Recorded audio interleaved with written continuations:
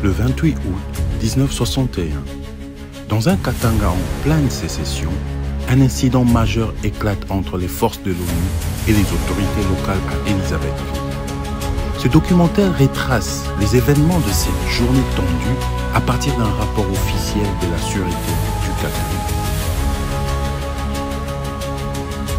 Dès l'aube, les blindés de l'ONU circulent sur les plaines. À 5h30, les soldats onusiens occupent militairement la zone avec des canons, mortiers et mitrailleuses.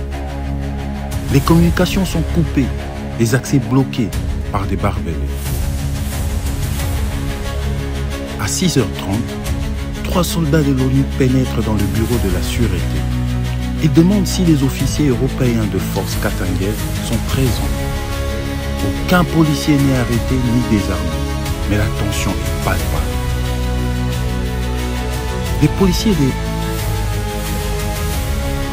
la sûreté du Katanga révèlent que la tension était au point où on a envisagé de refouler à l'entrée du camp Sabena les officiers européens. La ville est isolée, l'ONU contrôle tous les avions, même les siens. À midi, les mesures sont levées, mais les barbelés restent en place. Maître Herman, envoyé en mission à Brazzaville par le ministère de l'Information du Katanga, est arrêté à son retour par l'ONU. Il possède pourtant une carte de presse officielle. L'ONU contrôle tous les vols entrants. Vers 8h, des avions ONU quittent Léopoldville pour Elisabethville.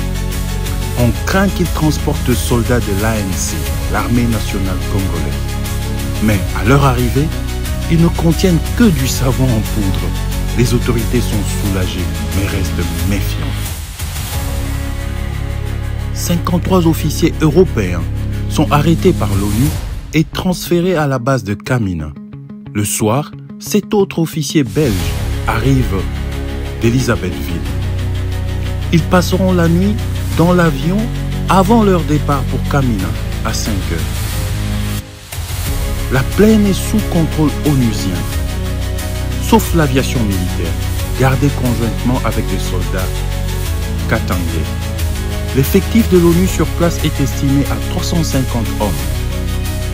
Le rapport est signé par l'administrateur général de la sûreté, Jean Dissas. Cet incident du 28 août 1961 illustre les tensions croissantes entre l'ONU et l'État sécessionniste du Katanga.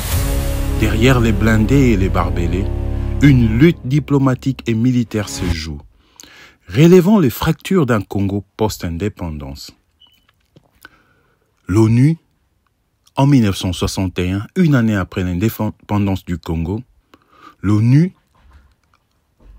en 2025, sa présence dans l'histoire de la RDC a contribué à la pluie et au beau temps. La RDC d'antan, la RDC d'aujourd'hui, fait face aux mêmes défis, aux mêmes préoccupations. Restez branchés et suivez-nous pour la suite des événements sur la sécession du Katanga. Surtout, n'oubliez pas de partager et de liker.